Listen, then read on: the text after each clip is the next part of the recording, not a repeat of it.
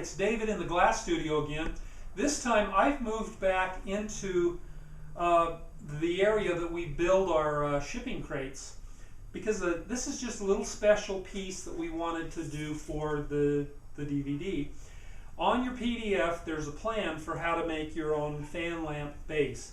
But here's how you make one. First of all, I bought a bunch of oak, cut it down to, it's 1 inch by 4 inch planks. Now 1 inch in wood is usually closer to 3/4 of an inch.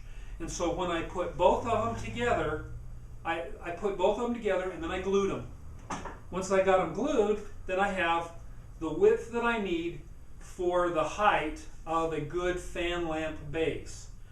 After I glued them together and they had dried overnight, I put them on the saw, first cut all of the boards so that this first side was cut perfectly flush, turned it around and made it a little bit smaller and cut that so it was perfectly flush.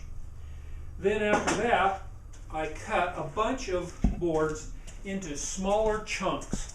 Here's a set of 3. You'll see this is about 1 inch, this is about 2 inches, and this is about 1 inch. I cut each of the 2 end pieces off so that I wouldn't cut through this piece. Then I put this piece upside down onto my fence, and I went through and cut each of the, I had to do 3 passes so that the slot would be the right width for when you put your fan lamp in. Now, I've got 2 of them here that I didn't finish the 3rd pass. You see, I've got the first pass and the second pass, and there's just this little bit of waste here in the middle. I thought you might be interested in seeing what that looks like.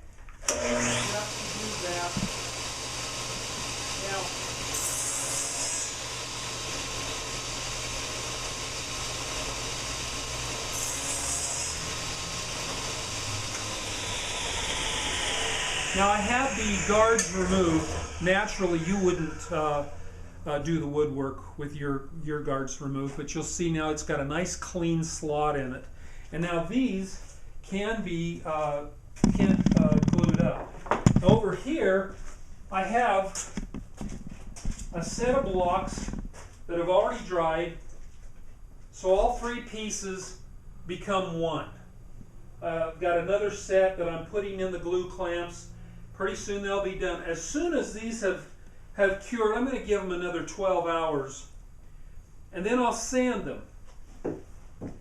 Once I've got them sanded nice and flat and smooth all the way around, I will then drill a hole in the back, in the middle, and that will give us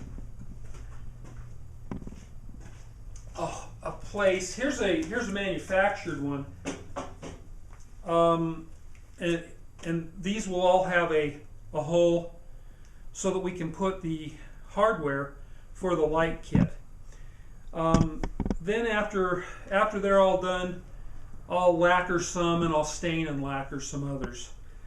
This commercial one has a little slot in it for the electrical device, the electrical cords.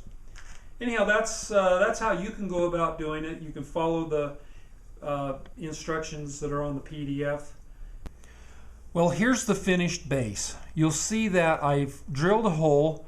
I went over to a friend's house to use his drill press, and you'll notice also that I did cut a slot into this bottom space so that our electrical cord would work properly.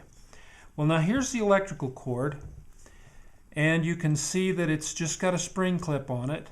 It's really quite easy. It's just you just insert it into the 1-inch diameter hole, and you want to get it in far enough so that the clips are not going to scratch any surface when they drag on a table or something of that nature. You can then bend the electrical cord up, and it will then sit flat it'll sit flat if you have a flat surface for it to ride on. And then of course then the little bulb can get screwed in. Let's see, I had the switch to the on position. So there's the little bulb, and then here's how your fan lamp sits right on top. And I think that's a pretty good looking base.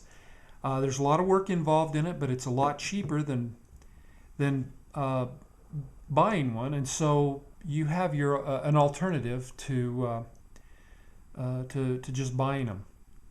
I do think there are a couple of things that I could do on the next batch that I'd run differently.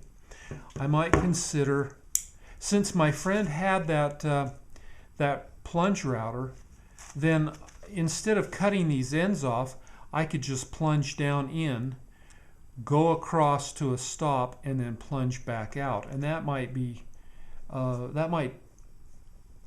save me some time. But it's a pretty good looking little base. It took a lot of sanding, but I'm pretty happy with it.